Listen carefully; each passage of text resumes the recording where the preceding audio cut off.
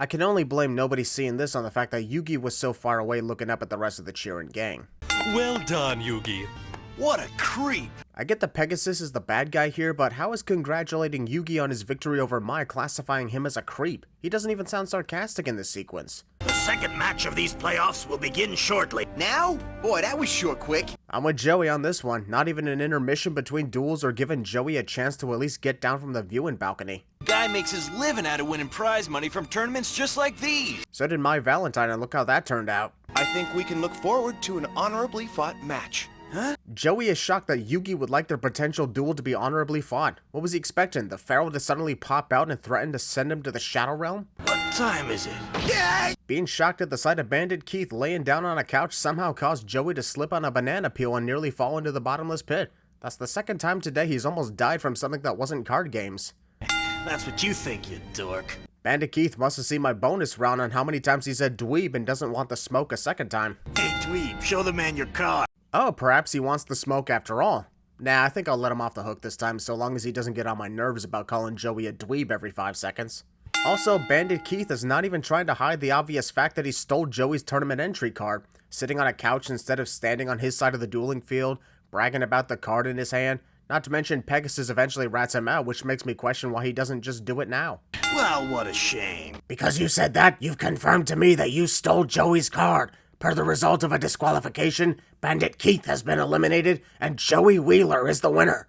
Man, I really gotta stop smoking too the way I sound. You mean there's a time limit? Well, considering they said your duel was to begin immediately after Yugi's duel, what were you expecting? It won't do you any good. Your card's got a new owner. Joey must be running really slow if the background is hardly moving behind him. With how much Joey trashed his room, it would take longer than 5 minutes to do all that, but because we're in an animated show, the concept of time is irrelevant. Your little friend's been scared to death of me ever since we had our little run-in. Huh, that's funny. I could have sworn I saw Joey immediately start throwing punches at you when everyone entered the castle yesterday. Who's scared of what now? But there's only 1 minute left. There's only 1 minute left before Joey gets disqualified and he returns to the arena in over 2 minutes. I'm gonna get disqualified for losing one lousy card? Further confirming why the invitation to the Duelist Kingdom is the most vague I've ever seen, as literally nobody competing in the finals knew anything about such cards. Starting to think Pegasus intentionally did this to disqualify any participant so that he could get to Yugi, which of course makes his eliminators and challenges irrelevant. Sorry, sis. Oh no, videotape flashback! Get up off the floor, Joey.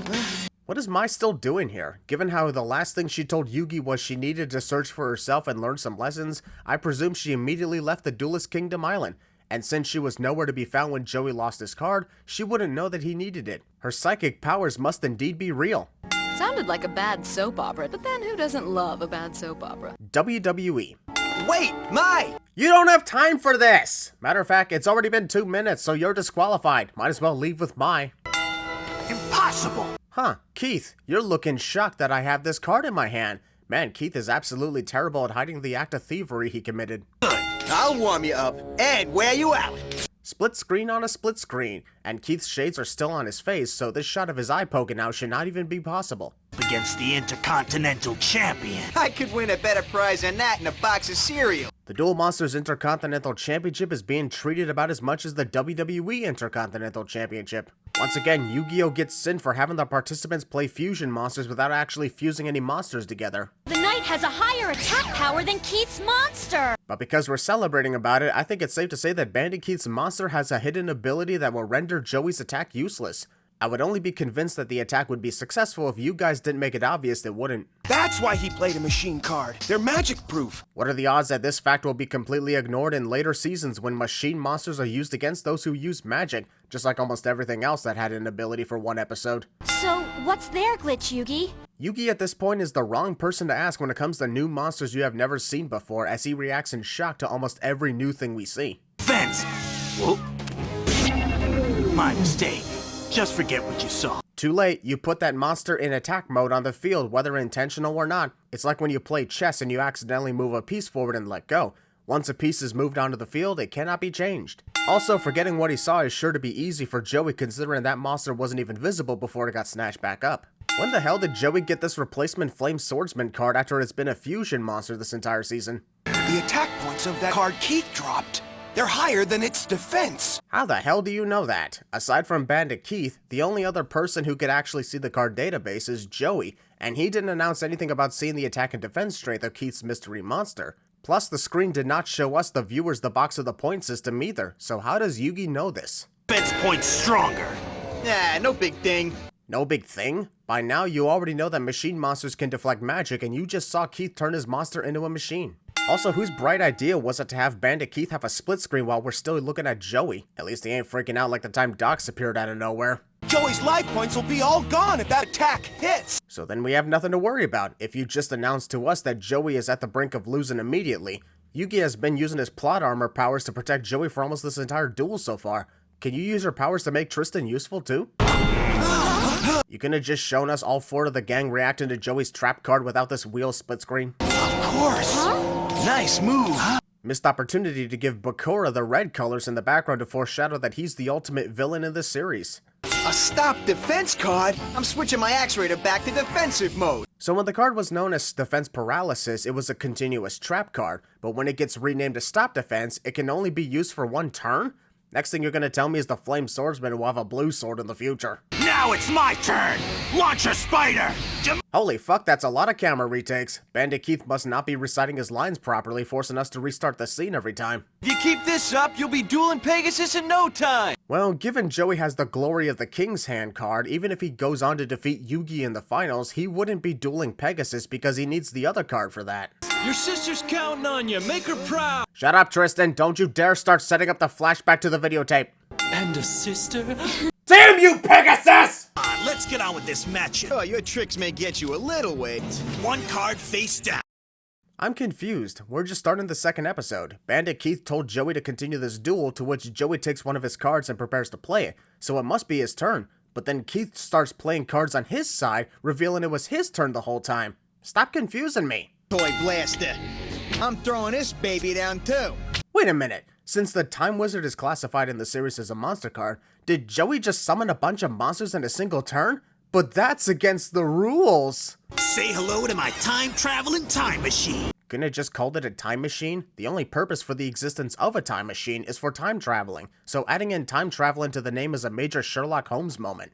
That is, unless you have a time machine trap set up to bring him back. Careful, Keith. Anytime an antagonist taunts a protagonist during a card game, they magically pull out the right card out of their ass. In this case, Joey may have a time machine card for all we know. Not so fast. It's a little something called copycat. You can't play a monster card as a trap card during your opponent's turn, even if the effect allows Joey to copy any card on Bandit Keith's side of the field. That's not how the card works at all, and yet somehow it does, and I don't even know what the rules are anymore.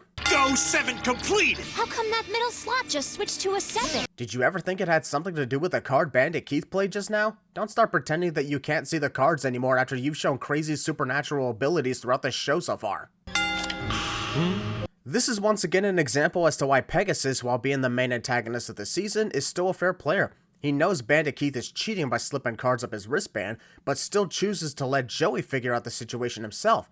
Honestly, even if Keith won the match, Joey would have still qualified in the next round because of Pegasus catching him in the act. By this point, the stars don't matter when it comes to monster sacrifices, but I call bullshit on a monster with nearly 3,000 attack points only being a 4-star monster. That's a 6-star at the minimum.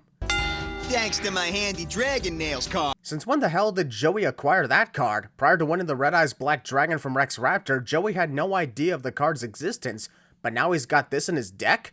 Did winning the Red Eyes from Rex also entitle Joey to the same card Rex used in their duel? Card? And he used it to bring back. And once again, we're doing multiple retakes of the same sequence because Bandit Keith's reactions were not satisfactory with the director, just like before. Also, bet you wish you didn't brag about Joey not having that card with him right about now, don't you? You lose! How many people are going to be close to death by falling into bottomless pits in this castle? Joey nearly died twice, and now Tristan nearly died. The entry card wasn't even his. He's right. While I get that this leads to Bandit Keith getting murdered, oh wait, 4Kids edition, getting thrown into the water as a result of being exposed for stealing Joey's tournament entry card, Joey somehow gets off scot-free due to admitting he's using someone else's card as well. Then Keith ought to be disqualified. Well, he did lose the duel to Joey, so I don't think we have anything to worry about when it comes to disqualifications. This shot right here shouldn't be possible because there's no way Joey is this close to Bandit Keith. If you look at this overhead shot, You can see the actual distance between the two participants. Now hand over that prize money or else! I'll do whatever you say. Pegasus absolutely owning Bandit Keith and his invisible gun was awesome. Sometimes you want Pegasus to fall due to his soul stealing, but at the same time you want to see more of his sass, for the proof that Yu-Gi-Oh! Really knew how to make their villains look like a badass. You mean to tell me that Pegasus had this trap door set up just on the very case someone was going to menacingly point at him after losing a duel? Sure, he can see through people's minds, but he can't tell the future. That's the power of a different Millennium item, unless he's already worn it by now.